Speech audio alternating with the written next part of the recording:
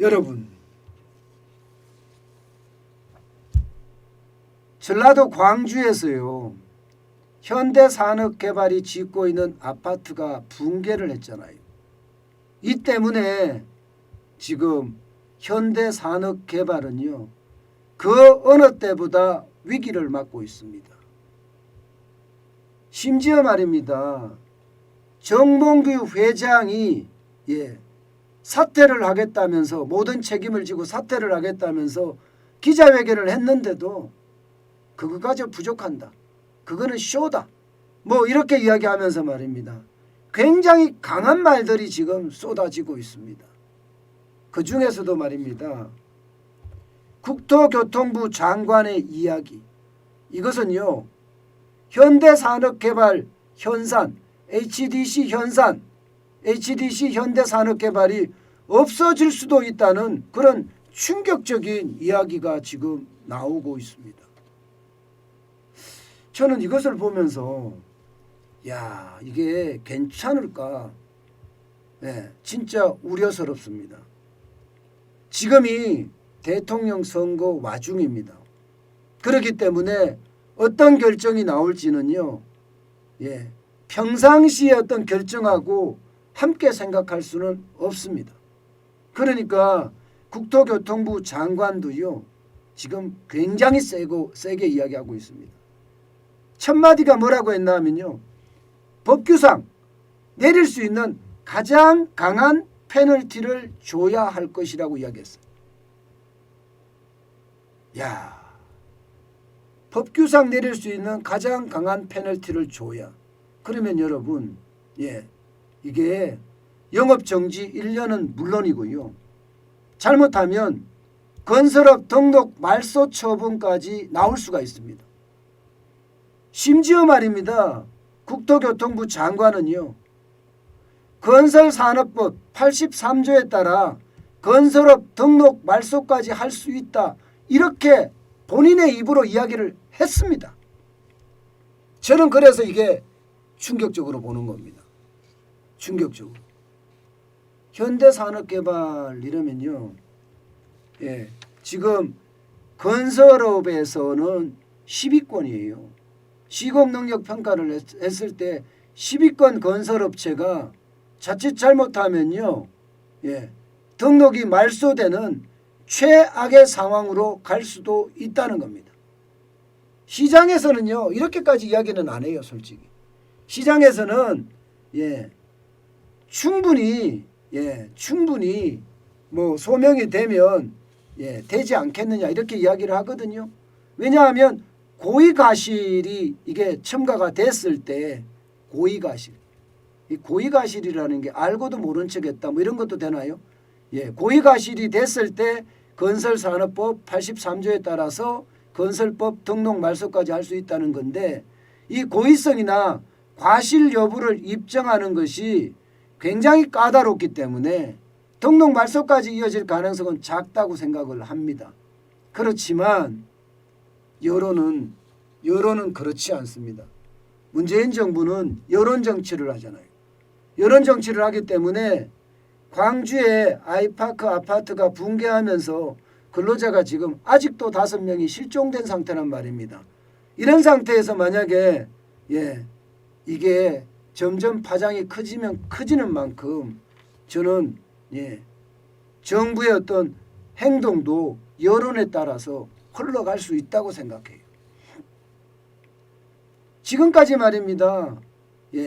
법에 따라서 정확한 심판을 받았느냐? 물론 법에 따라서 정확한 심판을 받았다고도 할 수가 있겠죠. 그러나 요즘에 행태들을 보면 말입니다. 여론에 따르는 그런 판결도 많이 나오는 걸 본다면 이거는요, 굉장히 충격적이 될 수도 있다고 저는 판단하고 있습니다. 여러분, 이거 한번 보세요. 이게 여러분들도 익숙하지요. 이것은요, 성수대교 붕괴 사고입니다. 당시에 성수대교를 만들었던 사람이 만들었던 건설사가 어디였나 하면 동아건설이었어요. 동아건설. 동아건설은 당연히 등록 말소가 됐습니다. 등록 말소가. 등록 말소가 되면요. 예. 이전의 건설 수주나 실적이 완전히 소멸됩니다. 그렇게 되면 건설업계에서 사실상 퇴출 수순을 밟는 그런 모습이거든요. 실제 1994년에 성수대교 붕괴 사고가 터지고 나서 말입니다. 동아건설은 없어졌어요. 지금 동아건설 없잖아요.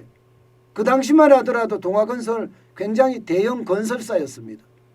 예, 그런데 그 동아건설이 없어질 정도로 충격적인 일도 있었기 때문에 현대산업개발에 대한 어떤 이게 조치도 어떤 조치가 일어날 줄 모릅니다. 게다가 말입니다. 정몽규 회장이 현대산업개발 회장직에서 물러나겠습니다 하고 책임 있는 행동을 했다고 이야기하는데 문제는 그룹 회장직도 그냥 유지하고요. 나머지 체육단체 단체장 직함도 그대로 유지한다는 거예요. 이거를 보고요. 광주 시민도 마찬가지고 시민단체도 마찬가지고 정몽규 회장이 사퇴쇼를 한 것은 아니냐 뭐 이렇게까지 이야기할 정도로 여론은 냉담합니다.